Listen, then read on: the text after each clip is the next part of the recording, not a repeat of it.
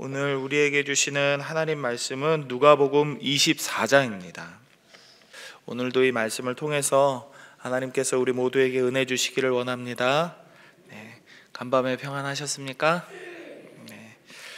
우리가 믿고 알고 있는 것처럼 예수님께서는 무덤에 들어가신 지 3일째 되는 날에 부활하시고 무덤에서 나오셨습니다. 저는 이 부분에 대해서 한 번씩 이런 상상을 해봅니다. 예수님께서 어떻게 나오셨을까?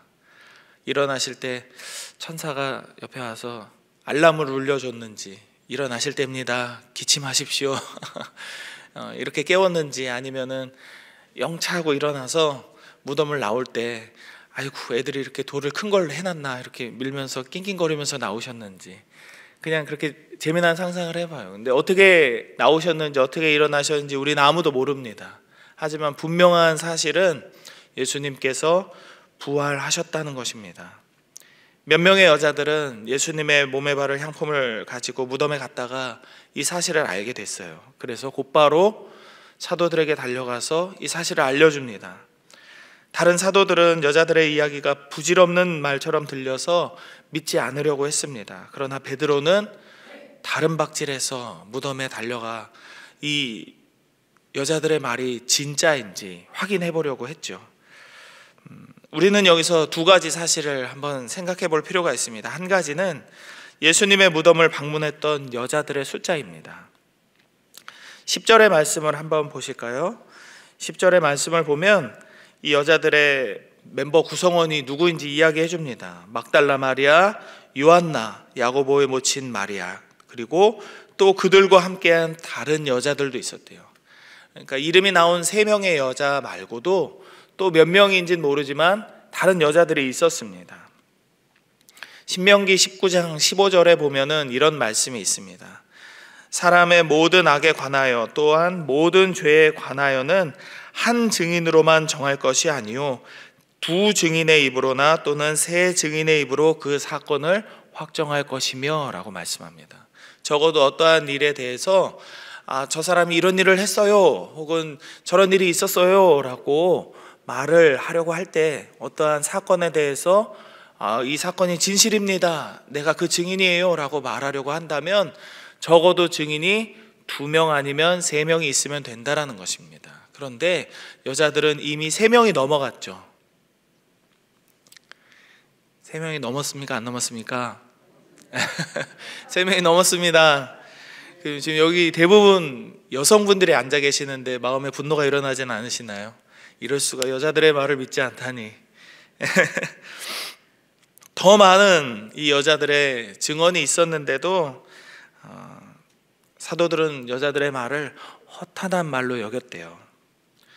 이는 증언을 하는 사람이 여자이기 때문에 믿지 않았다라고 보는 그런 시선도 있겠지만, 정황상 그렇다기보다는 정말로 아무런 소망이 없는 비관적인 상황 속에서 우리 모두 예수님이 십자가에 달려서 물과 피를 다 쏟고 그 관짝에 들어가는 걸 다 봤는데 도저히 인간적인 상식으로는 믿을 수가 없었다는 것이죠. 살아날 수가 없었을 거야 이렇게 생각하는 거죠. 제자들은 이미 그러나 예수님의 부활에 대해서 예수님의 입을 통해서 3번이나 말씀을 들었습니다. 내가 죽었다가 3일 만에 살아날 거야 라는 이야기를 3번을 제자들에게 말씀을 들려주셨어요. 그런데도 불구하고 자기가 보았던, 자기 눈앞에 펼쳐진 상황만을 보고 제자들은 믿지 못했던 거죠. 11절의 말씀을 공동 번역본으로 보면은 이렇게 나옵니다. 그러나 사도들은 여자들의 이야기가 부질없는 헛소리려니 하고 믿지 않았다. 헛소리겠지 라고 믿지 않았대요. 도저히 일어날 수 없는, 도저히 상상할 수 없는 이야기이기 때문에 자신들의 눈으로 직접 예수님을 보았던 그 경험만으로 여자들의 증언을 헛소리로 여겨버린 거죠. 이 장면을 볼 때 생각해야 될 두 번째 이야기가 있습니다. 그것은 바로 모든 제자들이 이 여자들의 말을 다 헛소리로 여기고 있는 바로 이때에 베드로만은 그 말을 헛소리로 쉽게 넘겨버리지 않았다라는 사실이죠. 이 부분에 대해서 어떤 분들은 이렇게 이야기해요. 베드로가 수석 제자이기 때문에, 베드로가 믿음이 좋았기 때문에, 그만큼 예수님을 사랑하는 열정이 많았기 때문에 베드로 정도 되니까 거기 뛰어갔겠지. 그렇지 않습니다. 그럴 수도 있겠지만 베드로에게는 또 다른 속사정이 있지 않을까 생각해 볼 필요가 있습니다. 베드로는 자신의 믿음을 예수님 앞에서 당당하게 자랑했던 사람이에요. 내가 어떤 일이 있어도 선생님을 떠나지 않겠습니다. 제가 죽음이 닥쳐와도 선생님을 절대로 배신하지 않겠습니다. 이야기했지만 그 밤에 3번이나 예수님을 부인합니다. 그리고 도망쳤죠. 자기 혼자 살려고. 아마도 베드로는 자신이 3차례나 예수님을 부인하는 그 부끄럽고도 비참한 경험 과정 안에서 예수님의 놀라운 이 지식과 말씀의 힘과 능력을 절감했을 겁니다. 내가 이렇게 거짓말할 것을, 내가 배신할 것을 예수님은 어떻게 알았을까? 그리고 정말 예수님의 입에서 나온 그 말씀은 이루어지는구나, 능력이 있구나 깨달았을 겁니다. 근데 그 깨달음이 뭔가 영광스러운 상황이 아니라 정말 부끄럽고 비참한 상황이잖아요. 내 속사람이 바닥까지 다 드러난 거짓말쟁이에다가 비겁한 사람이고, 그리고 가장 사랑하는, 존경하는 선생님을 배신하는 그런 나쁜 사람이라는 이 속사람이 다 드러난 거예요.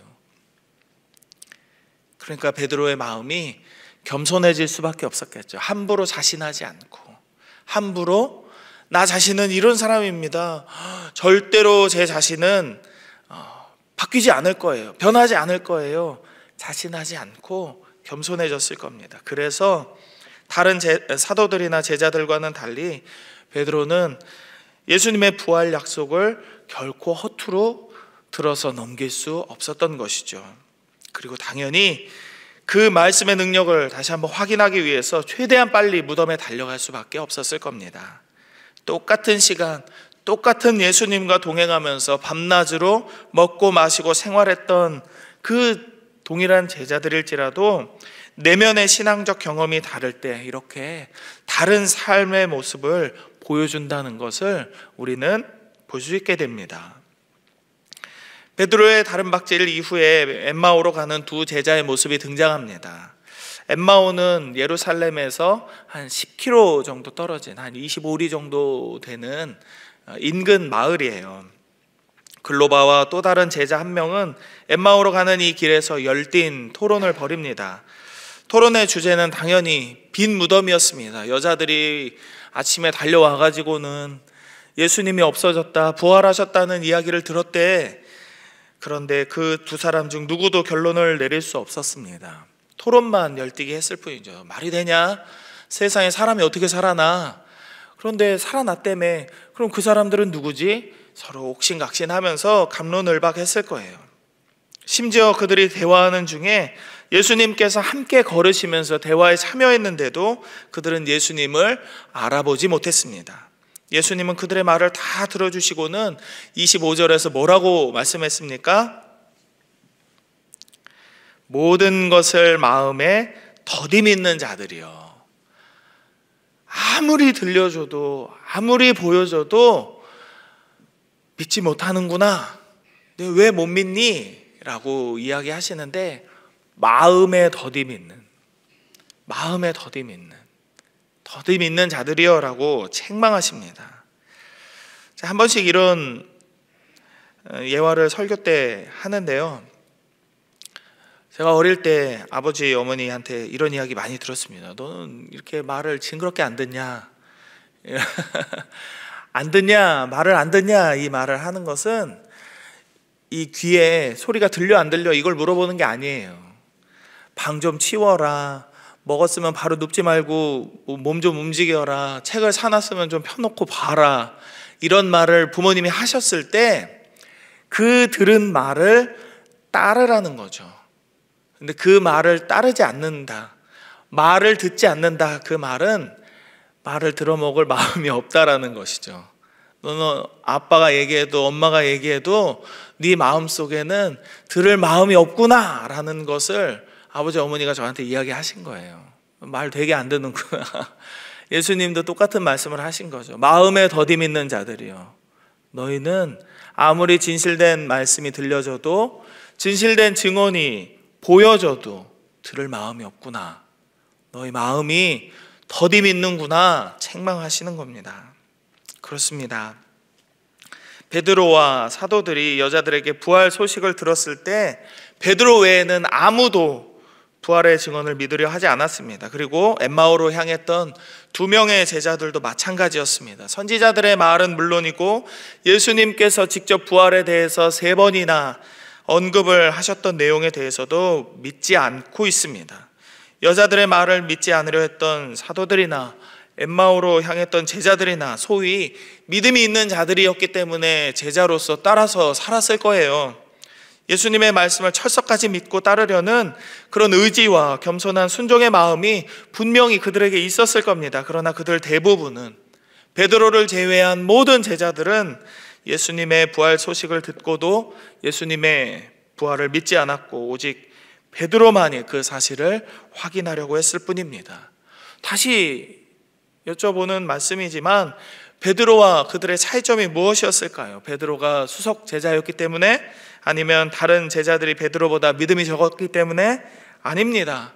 그들의 믿음 수준은 거의 비슷했을 것이고 그들이 알고 들었던 예수님의 말씀의 어떤 이 양과 질도 비슷했을 거예요. 그러나 베드로는 자기만의 경험이 있었습니다. 신앙 경험이 있었어요. 예수님과 자신만 알고 있는 자기만의 그 신앙 경험이 있었습니다. 이 경험은 예수님의 말씀에서 비롯된 것이기 때문에 상황과 환경에 지배받지 않았습니다. 그리고 이것은 예수님의 분명한 신앙 고백으로, 예전에는 그냥 입만 살아서 저는 절대로 선생님을 떠나지 않을 겁니다 다짐했었던 그 입술의 고백만으로 끝났던 이런 신앙이었지만 이제는 몸이 반응하고 마음이 움직이는 참된 신앙으로 바뀐 것이죠. 이 신앙 경험은 다른 사람과 베드로를 분명히 구분해 주지만 절대로 베드로를 어떤 대단한 사람으로 띄워주는 것이 아닙니다. 오히려 이 신앙 경험은 베드로를 겸손하게 했습니다. 베드로 자신뿐만 아니라 모든 사람이 베드로가 교만할 이유가 없다는 걸 다 알고 있기 때문이죠. 믿음은 그렇게 사람을 겸손하게 합니다. 그리고 믿음은 사람을 움직이게 합니다. 베드로는 예수님 앞에서 철없이 뱉었던 모든 말을 기억하면서 눈물로 회개했던 사람이에요. 그리고 그 철저한 회개 가운데에서 예수님의 말씀의 힘과 능력을 경험했습니다. 그래서 베드로의 믿음은 움직이는 믿음, 겸손한 믿음, 말씀에 순종하는 믿음으로 나타났던 것입니다. 엠마오로 가는 2 제자에게는 어떤 일이 있었을까요? 예수님께서 성경을 풀어서 설명해 주실 때 이 사람들의 마음이 뜨거워졌다라고 이 2 사람은 고백합니다. 예수님에 대해서는 알고 있었고 그분을 따르던 제자들이었지만 그들의 마음은 예수님의 죽음 앞에 싸늘하게 식어버린 상태였습니다. 그런 그들에게 예수님의 부활하심은 그야말로 복음 그 자체였을 겁니다. 나를 살리고 우리 모두를 살리기 위해 이 땅에 오신 예수님께서 죽음을 이기시고 부활하셨다는 사실은 고통과 절망 속에 살아가야 할 모든 인류에게 그야말로 참으로 복된 소식이 아닐 수 없었습니다. 믿음을 가진 자들도 끊임없이 말씀으로 자기 영혼을 채워야 합니다. 복음을 듣고 따르던 제자들이었지만 그들도 마음이 식어버려서 말씀을 분간하지 못하는 순간이 이렇게 오니까요. 날마다 우리는 말씀으로 우리 영혼을 채워야 합니다. 1-2번 은혜를 받았다고 해서 한때의 열심으로 나도 예전에 안수 집사였을 때 아니면 내가 시무 권사였을 때 내가 30살 때 40살 때 한때 내가 열심히 했었지, 애 낳기 전에는 뜨거웠었어, 내가 예전엔 그랬었지 하는 한때의 열심과 주님과 함께 했었던 즐거운 기억을 가졌다고 해서 우리의 신앙이 끝나는 것은 아닙니다. 철로 역정은 우리의 삶이 끝나는 순간 그 죽음을 뚫고 하나님 앞에 나아가는 그 모든 발걸음을 포함하고 있습니다. 그래서 예수님은 이 미련하고 마음에 더디 있는 이 제자들에게 빵과 음식을 나눠주시기도 하시고 그들에게 말씀을 풀어서 설명하시면서 그들의 영혼이 다시금 회복될 수 있도록 은혜를 주신 것입니다. 사랑하는 여러분, 믿음은 어디에서 나나요? 들음에서 납니다. 믿음은 들음에서 난다고 성경은 분명히 말씀합니다. 예배를 소홀히 여기거나 성경을 읽지 않거나 기도를 하지 않으면서 자기 신앙을 자랑할 수 있는 사람은 이 세상에 아무도 없습니다. 하나님께서 내 안에 주신 말씀을 삶으로 경험하면서, 심지어는 그 경험이 베드로의 경험처럼 아주 부끄럽고 바닥까지 떨어지는 비참한 경험이라 할지라도 이 경험이 있다면 우리의 믿음은 펄떡펄떡 살아서 움직이는 생동감이 있는, 생명이 있는 그런 믿음이 될 거라고 저는 믿습니다. 이 말씀이 이끄시는 대로 순종하며 그 은혜를 확인하는 삶을 사시기를 바랍니다.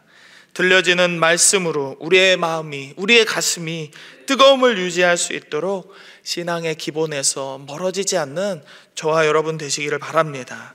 그렇게 우리가 살아갈 때 우리에게는 믿음이 삶으로 다가오고 뜨거운 마음으로 주님을 증언하는 믿음의 삶을 살아가는 참된 제자가 되어 겸손한 삶을 살 수 있을 것입니다. 주님은 우리 모두를 그렇게 부르셨습니다. 그래서 약속하신, 오늘 본문의 말미에서 약속하셨던 그 성령을 우리에게 채워주실 것입니다. 그리고 엠마오로 가는 제자들의 발걸음에 동행하셨던 것처럼 어느 순간에든지 우리의 인생에도 함께 하시며 우리의 삶을 도와주실 것입니다. 이 믿음으로 이 하루를 살고 믿음으로 승리하는, 한 주를 승리하는 삶을 살아가는 저와 여러분 되시기를 주의 이름으로 축복합니다. 우리 함께 기도하시겠습니다. 이 시간 기도하실 때에는 본문의 말씀을 기억하시면서 주님, 저도 베드로처럼 날마다 주님의 말씀을 경험하는 믿음의 삶을 살게 하여 주십시오. 이렇게 기도하십시다. 그리고 그 다음으로는 우리 세워진 교육자들을 위해서 기도해 주십시오. 세워진 교육자들이 먼저 말씀으로 뜨겁게 살아있는 삶을 살게 해달라고 기도해 주십시오. 특별히 담임 목사님의 영육간의 강건함을 지켜주시기를 위해서 기도하시고, 목사님을 통해서 들려지는 말씀으로 우리의 속사람이 새로워지는 복된 예배자들이 되게 하여 주옵소서. 그렇게 기도하십시다. 그리고 마지막으로는 계속해서 이어지고 있는 겨울 캠프들 안에서 우리의 자녀와 우리의 손자 손녀들이 믿음의 눈을 뜰 수 있도록 저들도 저들의 삶에서 주님의 말씀으로 인하여서 신앙 경험이 생길 수 있게 하나님 은혜를 주십시오. 세 가지를 놓고 함께 잠시 기도하도록 하겠습니다. 하나님, 우리가 베드로와 같은 자들 되기를 원합니다. 다른 사람의 경험을 통한 믿음을 우리가 알고 있는 것에 그치는 것이 아니라 하나님 우리에게 말씀하신 모든 말씀을 우리의 삶으로 경험하는 믿음의 삶을 살게 하여 주시옵소서. 우리가 때로는 비참하여지고 우리의 입술이 거짓말로 하나님 앞에 거짓 고백을 하였던 것을 확인하는 괴로운 그 경험이라 할지라도 하나님, 우리의 믿음이 땅에 떨어지지 않도록 언제나 뜨거운 마음으로 하나님 앞에서 살아갈 수 있도록 주님 우리에게 날마다 말씀하여 주시고 그 말씀을 매일매일 경험하는 삶을 살게 하여 주옵소서. 하나님께서 예수 그리스도를 우리에게 보내주시어서 우리의 생명을 살게 하시고 우리를 구원하게 하신 그 복음의 능력을 우리가 경험할 수 있기를 원합니다. 그리고 그 경험하는 삶을 우리와 관계하는 모든 이들에게 나누는 복의 통로로 살아가는 우리들의 삶이 되기를 원합니다. 우리의 자녀 손들에게 이 믿음이 전하여지게 하시고 우리가 만나고 관계하는 모든 이들에게 이 기쁨의 소식이 흘러가는 믿음의 삶을 살게 하여 주옵소서. 베드로가 무덤을 향하여 달려갔던 그 다른박질과 같은 뜨거운 열정이 우리 가운데 있기를 소원하오니 주여 은혜를 내려 주시옵소서. 하나님, 말씀이 들음에서 난다라고, 믿음이 들음에서 난다라고 성경이 말씀하고 있는데 주님, 그 말씀을 들려주는 믿음의 통로들 성도들을 하나님 지켜주시옵소서. 특별히 단위에 세워주신 담임 목사님을 지켜주시고 모든 교역자들의 믿음 안에 하나님 은혜를 내려주시고 저들의 심령 안에 성령을 충만하게 채워주시어서 모든 성도들의 속사람이 말씀으로 인하여서 강건하여지는 광양제일의 성도들이 되게 하여 주시옵소서. 계속해서 이어지고 있는 겨울 캠프들 안에 하나님께서 은혜를 주시어서 지금 우리가 믿고 있는 이 믿음보다 갑절의 믿음이 우리의 자녀 손들에게 부어질 수 있게 되기를 원합니다. 하나님, 많은 아이들과 많은 청소년들과 많은 청년들이 구름대와 같이 이곳으로 몰려드는 환상을 우리가 보게 하시고 믿음으로 하나님 그것을 꿈꾸며 기도하게 하셔서 하나님, 저들이 살아갈 세대 가운데에서 저들이 믿음을 지키고 오직 하나님의 영광을 드러내며 살아가는 믿음의 세대들로 자라나게 하여 주시옵소서. 주님, 하나님, 오늘도 이 한 주를 시작함에 있어서 말씀과 기도로 이 새벽 단잠을 깨워주시니 감사를 드립니다. 주님, 우리가 베드로와 같은 믿음을 얻기를 원합니다. 베드로와 같은 겸손한 믿음을 얻기를 원합니다. 주여, 우리의 마음을 날마다 뜨겁게 하시고 뜨겁게 우리에게 허락하시는 그 믿음으로 우리의 마음이 움직이게 하여 주옵소서. 더디 믿지 않도록 하나님, 날마다 새로운 음성이 우리 가운데 들려지게 하시고 성경을 읽는데 게으르지 않게 하시고 기도하는데 우리의 입술이 굳게 닫혀서 머물지 않게 하여 주옵소서. 주님과 동행하는 삶을 살아갈 때 주님, 우리가 언제나 겸손할 수 있게 되기를 원합니다. 주님 뜻에 합당한 자 되기를 원합니다. 남을 나보다 낮게 여기는 겸손한 자로 주님의 제자로서 살아갈 수 있게 되기를 원합니다. 그런 삶을 살아갈 수 있도록 주여 우리에게 성령 충만함을 허락하여 주시고 우리에게 모든 말씀이 온전하게 들려질 수 있도록 세워진 모든 교육자들에게 복의 통로로 설 수 있도록, 말씀의 통로로 설 수 있도록, 하나님의 기름 부으심의 통로로 설 수 있도록 주여 저들에게 성령 충만함을 허락하여 주옵소서. 특별히 세워진 담임 목사님을 지켜주시고 지치지 않도록 영육간의 강건함을 허락하시고 모든 교육자들이 하나님 은혜 안에서 하나님의 말씀을 사자와 같이 담대하게 대언할 수 있도록 주님 붙들어 주시옵소서. 하나님, 계속되는 겨울 캠프 안에서 우리의 자녀 손들을 하나님 손에 올려드립니다. 하나님, 우리의 믿음보다 저들이 갑절의 믿음을 얻기를 소망합니다. 이 완악한 세대 가운데에서 좌로나 우로나 치우치지 않도록 저들의 믿음을 붙들어 주시옵소서. 강건한 믿음을 가지고 다음 세대에 주님 다시 오시는 그날까지 이 교회를 지켜나가는 믿음의 기둥들로 자라날 수 있도록 주여 돌보아 주시옵소서. 이 캠프와 겨울 성경학교를 통하여서 이 아이들에게도 베드로와 같은 분명한 신앙의 경험이 있도록 하나님 은혜 내려 주옵소서. 오늘 이 하루를 살아가면서 주님 앞에 기도하는 모든 광양제일의 성도들의 기도 제목들이 있습니다. 하나님 응답하여 주시고 우리 가운데 육신의 질병이나 마음의 어려움으로 인하여서 낙심하는 자들 하나님 오늘 위로를 받게 하여 주옵소서. 그들이 고침을 받게 하여 주옵소서. 그들이 회복을 받게 하여 주옵소서. 그들이 말씀의 능력으로 일어나게 하여 주시옵소서. 모든 것 감사드리며 거룩하신 예수님의 이름으로 기도드립니다. 아멘.